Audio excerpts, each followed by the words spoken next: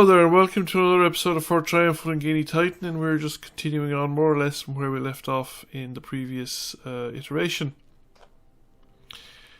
One thing I've discovered since is that I did report about the goblin leaving zone of control.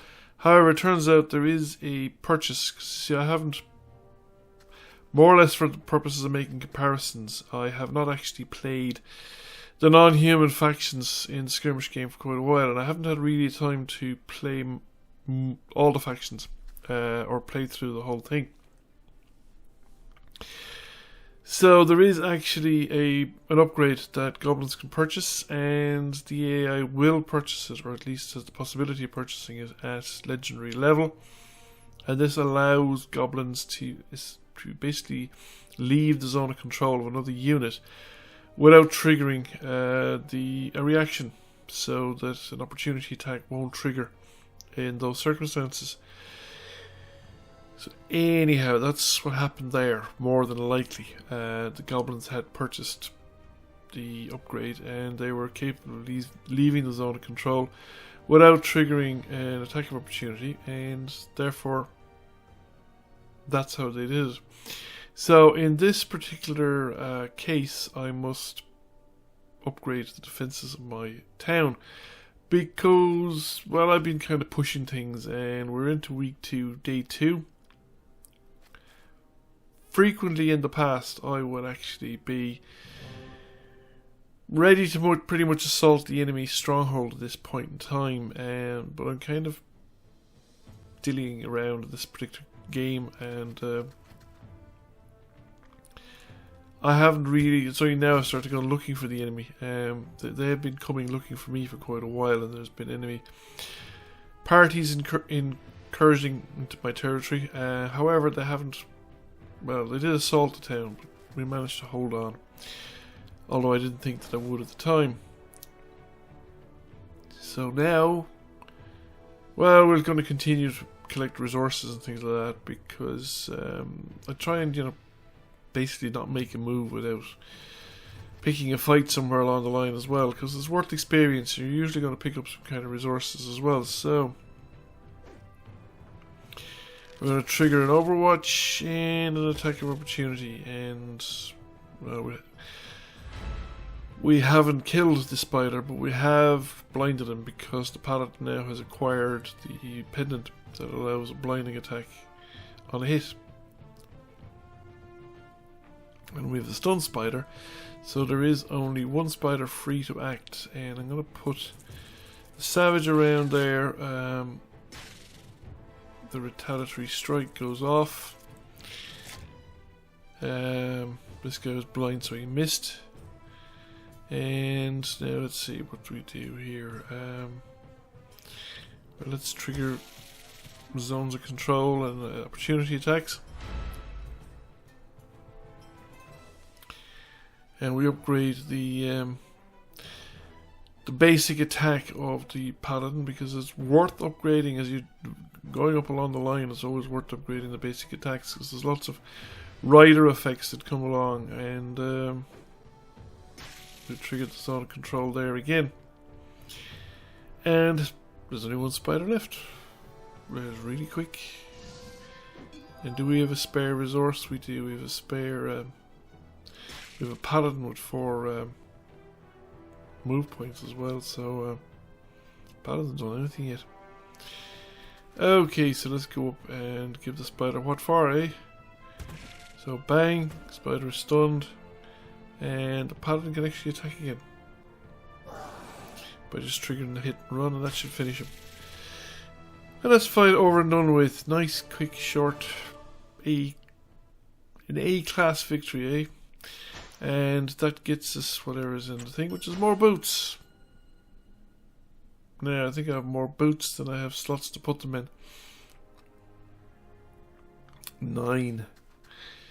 9 brutes. 9 brutes is a lot of brutes.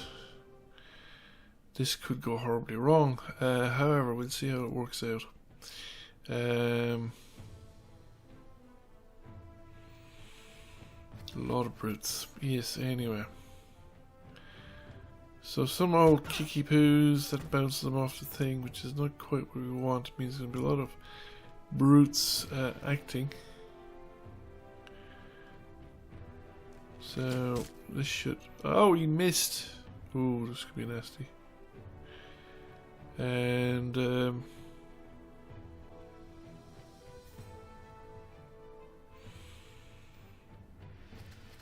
the poor old savage has got to sort everything out to finish, eh? Right, well we've 2 stunned. And we have a move action on the part of the ranger. When we attack the guy supposed to be most likely to hit. We've only got a move action, we don't have another attack. There are a lot of unstunned brutes. This could be a very interesting round. Thump. Thump back. He's dead. Okay. That's a good start. And it levels up the... Ooh, this could be nasty. Attack of opportunity. Ooh.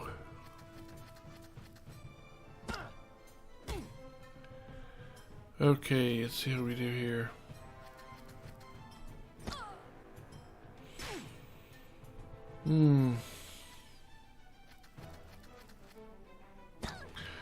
Well, they're nicely lined up beside the now. What am I to do? What am I to do? What am I to do? What is the most effective thing to do here? We kick these 2 guys and that kills both. And that actually gives some healing to the ranger, which might very well be needed.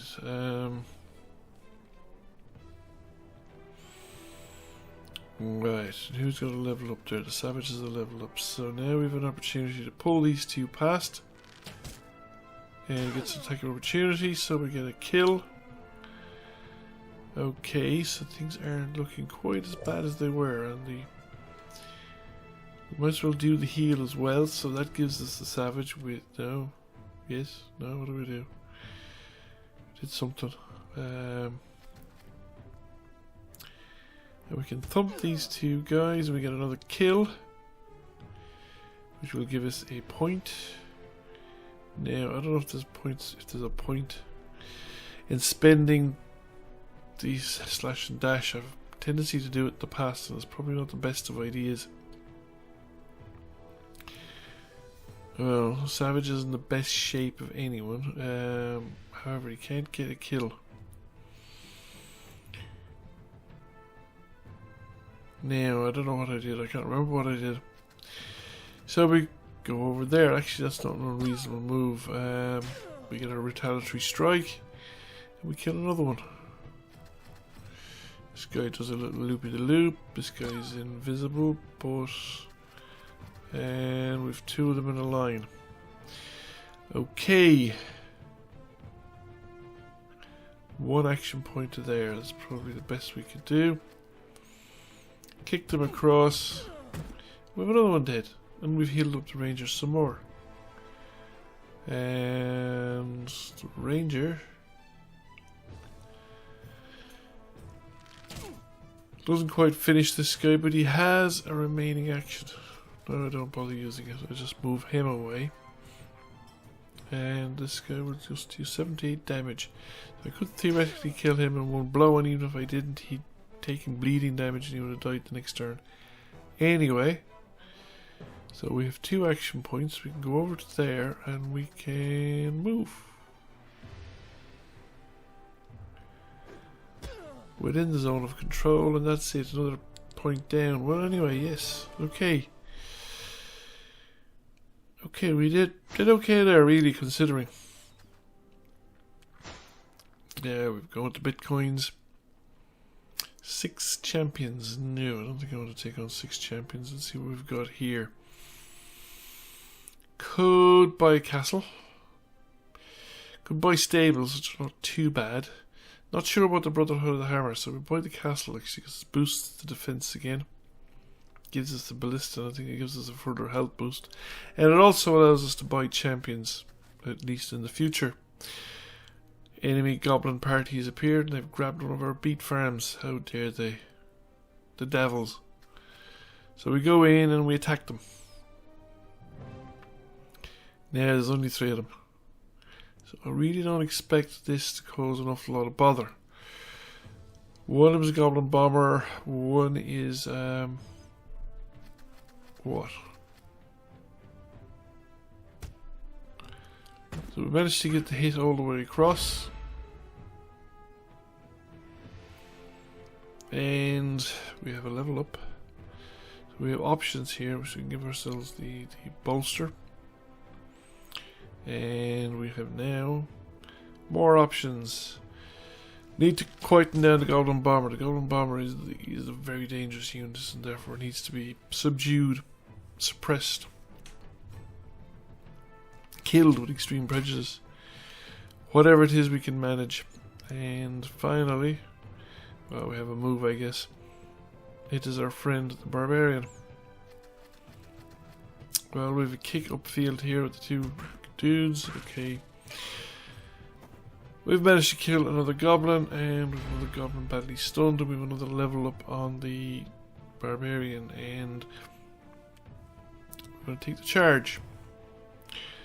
Kind of surprised we haven't taken it all along. The charge considerably increases our tactical and strategic flexibility. It's kind of pointless. Simply because the goblin is just going to be so far away, and the goblin bomber is reacting according to his instincts. He runs away when he's stunned. Now, we need to keep the goblin bomber in range.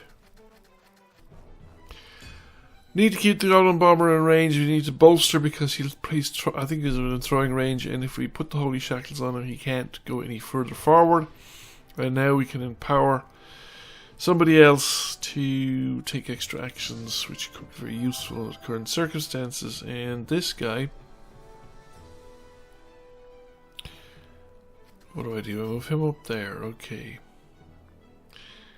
We take a lift. Okay, tricky one. We can't lift into the area we want to lift into. Can't lift the Golden Bomber either. Oh, we could lift the Goblin Bomber, and it does trigger the attack of opportunity. Now that's interesting. That means that we have a paladin with. So we lift into the yes, lift. That's the good way of doing it. Lift into the range of the savage, so the savage can get 2 attacks. So the savage can attack, nearly kills the spider, and attacks again and kills the spider. And Goblin Bomber, as expected, throws a bomb at the Paladin. And now the Paladin can do something back, like kick the crystals into the Goblin Bomber. Goblin Bomber bends. There's 1 remaining hit point left, so if I can get anything, any kind of a shot on him and any kind of hit on him, we're sorted. We have to fight 1. And nothing more is to be said about this turn, and about the fact that whatever way things are working out, it caused situation, and we can reclaim our beet farm because we're down to 240. There are 6 priests in that location, and we should be able to handle it. We have more than enough people, and we have more than enough skills and powers and whatnot. So let's check, give the savage the extra action point, because now then we could have, I don't know, 5 action points in a turn, in 1 turn. Maybe even more, depending on how we do things, and depending on when we use our bottle of action point. We're on the split level human fort map, human fort interior kind of map, and it's always kind of favours the defense when people are on different levels. When everyone's on the same level, it kind of favours the attack, but the defender can go into Overwatch and go into a defensive mode and then wait for the enemy to come to them, and the enemy is taking the punishment close in contact. Now admittedly, the NPC factions aren't always the best when it comes to archery type defences, and they tend to prefer melee. but they can be still very powerful and very effective and difficult to deal with when you have to do a lot of this kind of melee combat stuff. So we're nearly most of the way through this combat, and I suppose I should really give my view as to how I think things are progressing. I do think the game has improved, and it's improving with each iteration actually. Probably the biggest strides, biggest improvements have already been made at some levels. Now I haven't played the campaign game in at least 2 updates. I just kind of haven't had time. Various other things have been going on in my own life, and I've been busy doing other stuff as well. So, but I have played each iteration. I've played at least a couple of iterations of the Skirmish game. Maybe 4 or 5 iterations of the Skirmish game, using the human faction each time, so that I've kind of got a constant baseline to compare. And I do think that the AI has improved considerably. I think in the tactical side of the combat, the AI has probably seen the biggest improvements in the AI. In that it has, it's a quite challenging tactical combat opponent right now. It used to be inclined to trigger opportunity attacks, like you saw the last fight there with the brutes, where it ran through to get at the ranger. Now, it wasn't totally foolish in that case. It nearly actually put the ranger down, and it certainly looked very scary, but we managed to survive it. However, it used to be a lot more reckless. It used to go through and trigger opportunity attacks when there was no chance of it getting through. You know, it was going to die. And it's less likely to do that. It's more inclined to... It'll still do it if there's no choice. So if you have an archery unit or a ranged unit in melee contact and it has no way of breaking the opportunity attack, it will take the chance and try and leave. If it's particularly if there's very few units left, and sometimes it'll just go into Overwatch and kind of hope for the best. But if nobody moves within range, then that's kind of a pointless gesture. So sometimes it will try and leave the zone of control in areas where you know it's not really going to work. But it doesn't do it the same way that it used to. And on that side of it, I think it's definitely a side of improvement. And also, I think the AI has become more challenging an opponent at legendary level. Now, it was probably too challenging at the start because it had massively superior numbers. So it would kind of conquer its immediate territory and then it would arrive into your territory with this horde that was practically unstoppable. And if you managed to grind it down, you'd probably lose your town for a turn or a couple of turns until you got a force together that could retake the town, and then you had to retake the town.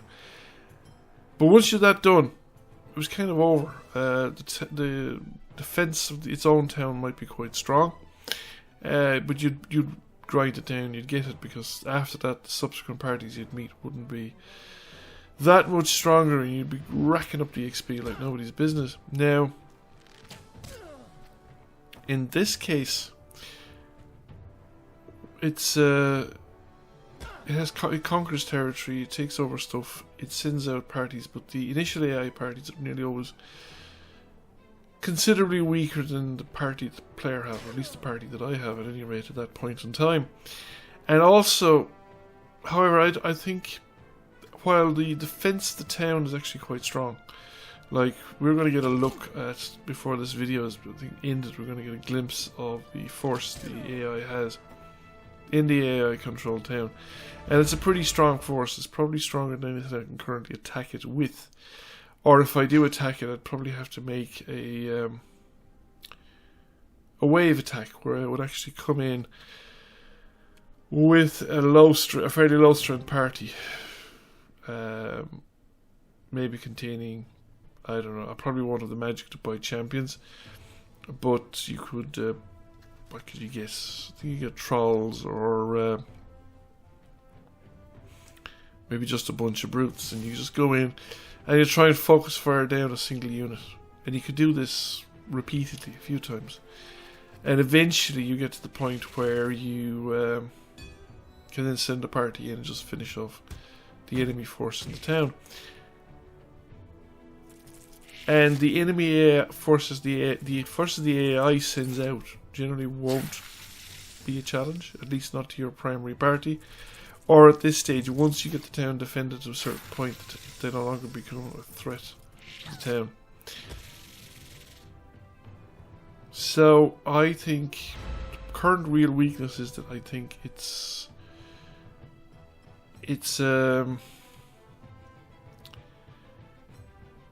probably overly cautious at the start with its defense. It used to have not a great defense in the town, but I think it might be overly cautious at the start. So I think it's not grabbing enough territory, and it used to grab a lot more. It seems to me that it's not grabbing enough territory, and it's being overly cautious initially on its defense of its own town, and then, which means the AI party units that you run into are actually under strength, considerably under strength to what they need to be in order to seriously defeat any of your better parties. Now, what I don't know is why this is so, and I probably should the next time I play through the skirmish game again. I should probably actually go through the different AI factions, or the different player factions, play the different factions, let the AI play different factions, see how it responds to the different...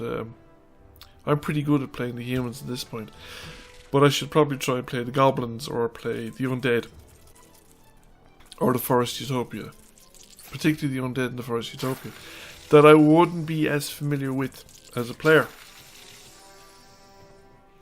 Therefore I should be weaker. I should be a weaker human player playing Forest Utopia than I would be playing humans, because I don't know necessarily for my playstyle. I don't know what the best upgrades to buy are for Forest Utopia. I don't even know what the upgrades are. You know, I've played them once since the start, since the maybe once or twice since the whole current, shall we say, direction of development has gone in the game. So I could probably play Forest Utopia and I'd be back a good bit from than I would be playing the human faction in similar circumstances. I wouldn't necessarily know how to tweak out the best out of the combat units and how to maximize their efficiency in a way that I do note with the humans. I probably wouldn't be terrible with the goblins, because I think I've played the goblins a bit more. Though I didn't remember that the goblins had, for instance, the ability to escape or to not trigger reaction attacks, or it was a purchasable upgrade that they could get. Though I do know they have things like they get one where they get extra armor, they get extra health, they have an extra they have one where they cause bleeding, and you can pick that up actually quite at a low level, which makes the goblins quite... Was it the goblins or the skeletons? No, it's the skeletons. I think the one with extra bleeding. And the skeletons are the one. There's the skeletons actually. I was mixing up the skeletons there with the goblins. It's the skeletons that have a lot of those kind of bonuses, and they can be quite powerful. Now, the main reason I know the skeletons have them is because I have managed to get a couple of games, or one or two games, where there were neutral towns, and I've managed to capture these neutral towns, and I think in both the cases the neutral town has been a skeleton town. So you get to know what the skeleton units do in terms of when you purchase them, what their upgrades are and things. But yes, I suppose it would be really good if I actually played through with the various factions in the near future and actually see how the different factions are balanced, and what kind of a game the AI gives me if I'm playing with different factions, and particularly the factions that I'd be probably most unfamiliar with. I know from conversations on Discord it's the developer's intention to basically tweak the AI to the point that it's reasonably effective, both at the strategy level and at the tactical level, against the human player. And as I said, I think at the tactical level, they have done a reasonably good job. But, you know, these kind of parties at this stage, for instance, a 3 Goblin Scout, Goblin Raider,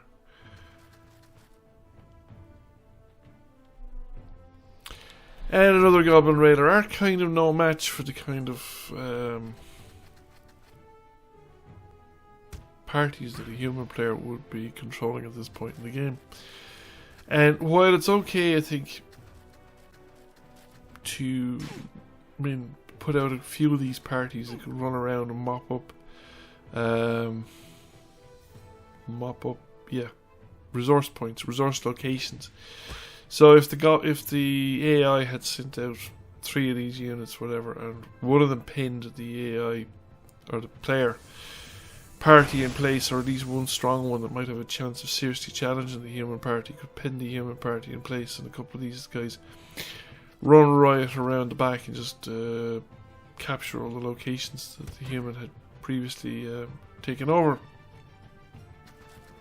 by dint of hard fighting and long struggle. That could be a worthwhile strategy on the AI's part. But sending out single or 2 very low grade parties is probably just a waste of time.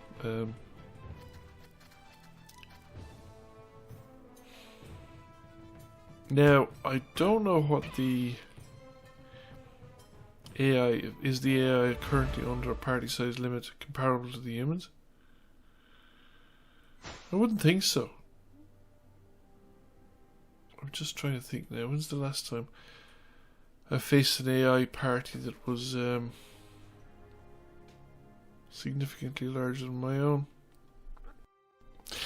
You know, I'm not sure that I can remember. I know that if I go into the enemy town, I will meet a very large defense formation. But if the enemy come into my town, I will also have a pretty large defensive formation. And I've had very large defensive formations in the past. I think the first time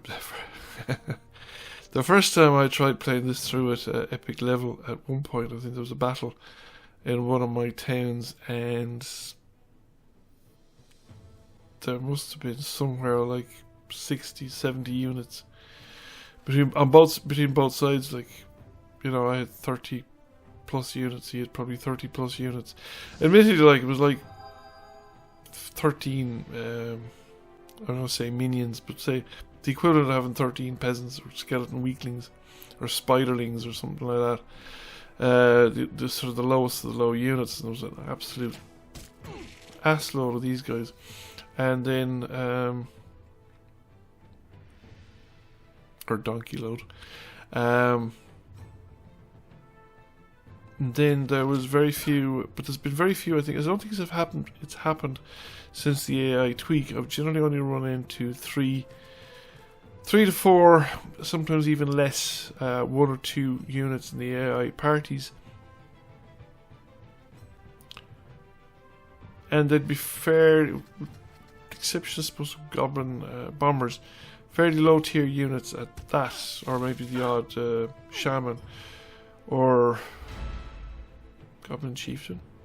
I have run into a unit with a Goblin Chieftain in it, but I think it was a Goblin Chieftain on his own, and that there was no other unit in the party except a Goblin Chieftain, or maybe I can't remember. So it's a thing that I must actually keep an eye out for as well and take note of. But I haven't seen a very large AI unit definitely in a while.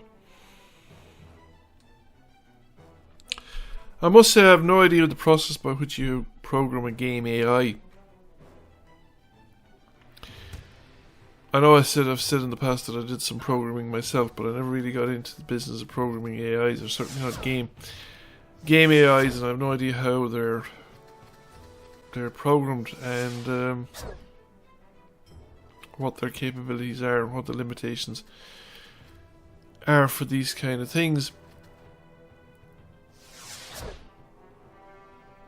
Anyhow,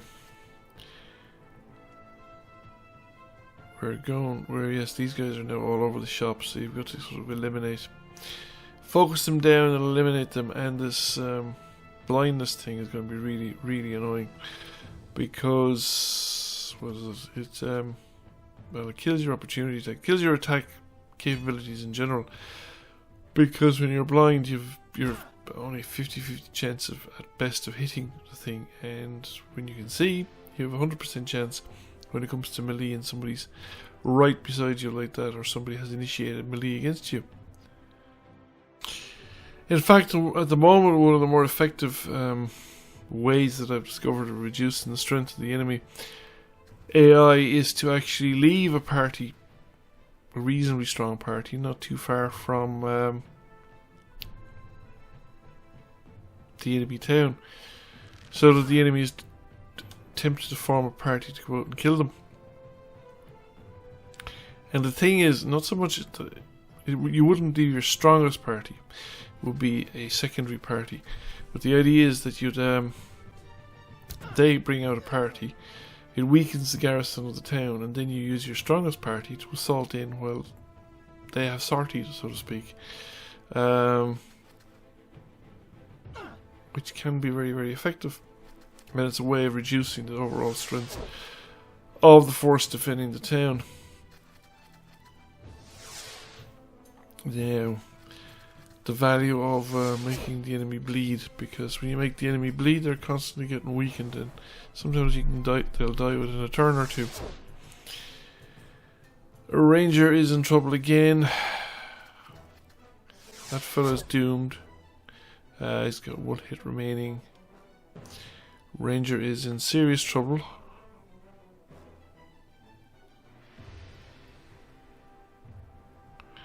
Thought I commentated on this fight. Anyway, let's get this guy across. Why am I doing that? I'm doing that so that I come out here. We don't want to do that. That would be bad, because that would be pulling the static might down top of ourselves. Go into Overwatch and bring these guys out. I do not have a charge, was it? Yes, I do. Okay. Oh, I do have a charge. Our, we are blinded, but I think charging ahead without an eyesight check. It's one of the few things that does work like that. So now the trick is I need to get every possible priest that can operate, or that can actually act. Quite a few of them are going to bleed out in this turn, but I need to draw fire to units that are relatively intact and make them prioritize those units rather than prioritizing the units that are actually about to die, like the poor old ranger. Now the two units nearest the ranger are probably well, they're stunned, so they're not going to act. And so it's really that guy up there beside the cleric, and I can, well, take an opportunity, we get rid of another enemy unit. And that of course gives an action point to the, and a health potion, which is always a boost. So now the Savage is actually in pretty good shape, so I can bring the Savage up here as well. And the remaining enemy units, I think the ones that are in the best shape are up on this end of the map. If I recall, the guys we've passed are sort of on death's door. So he expires because he's only one hit point left. This guy can't act. This guy's going to attack the paladin because it releases, and I've forgotten completely about that fella. But he goes for the Savage, which is good. And I've just expired my ranger. Ooh. So that's not good. Now, thing is though, the fight's still winnable. It's a question of, do I want to accept the loss of the ranger? In fact, I think the fight's actually quite easily winnable. But by accepting the loss of the ranger, it's a reasonably advanced ranger. I've considerably weakened, should we say, my position with regard to assaulting the town. And well, the fight's going to get considerably tougher, but that guy tries to exit his zone of control. And now we have a blinded paladin, but we don't have a blind savage. We can try and hit this guy with a hammer. The 50-50 shot and missed. That guy's in his zone of control. Oh, he's a guaranteed kill. And the savage gets a level up. Level up, level up, level up. And the savage is heading into the territory where it's starting to get seriously dangerous. Couple more level ups and we're actually into the top tier of potential level ups. Now we have 2 action points, which is not enough to do anything serious with. Okay, we can give ourselves 3 action points, but it's still not going to be enough to actually attack a unit. So question is, what do we do that's most effective now?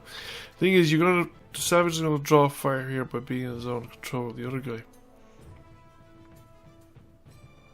He does have some degree of cover, and this fellow missed. Tackle opportunity, dead. Now, well, at this point it gets fairly easy really. It's just a matter of killing the last remaining guy. And we can hold him in position. We can march up beside him. And now we just need to get close enough to act. Push in right beside him and lift. Pull him across the paladin's zone of control. He's now in the zone of control of 2 units. He tries to escape. Savage will finish him off. Not a great victory, but I have, because I've accepted the loss of a unit. However, these guys. Right, I can go for coins or bodies. So we go for bodies because it's probably the fastest way to get reinforcements at this stage. Now, they're not as good as characters, not by a long chalk. And I do have the option, I mean, I have 4 actual heroes. So I do have the option of sending heroes into the direction of the other unit with heroes, you would say, and swapping heroes. No, you know, no way. Don't be crazy.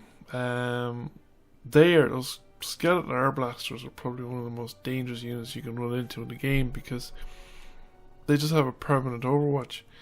So we're going to go with the inventory slots. It gives us 2 inventory slots. So that would allow us to stock healing potions up with what you call it, with the characters, and we managed to put a character here as well. So we're now got a 2-3 people parties, even though they're not full strength.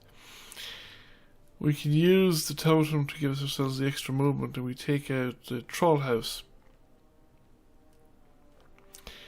Now with the troll house occupied, I think we pretty much have... no, that's definitely too hard. Too many units there, and I don't think I'd win that particular fight. But we can see what the defenses are like. They don't have all the enemy controlled buildings at the moment, but we could probably get them without too much trouble. It really now depends on what the enemy has decided to do. There's one enemy controlled building, and it's a building where you can purchase goblin bombers. In fact, goblin bombers might be something well worth purchasing. What do we got here? Well, they're all tough fights. Well, there are to that unit. It's only one guy. 6 spiders, not too bad.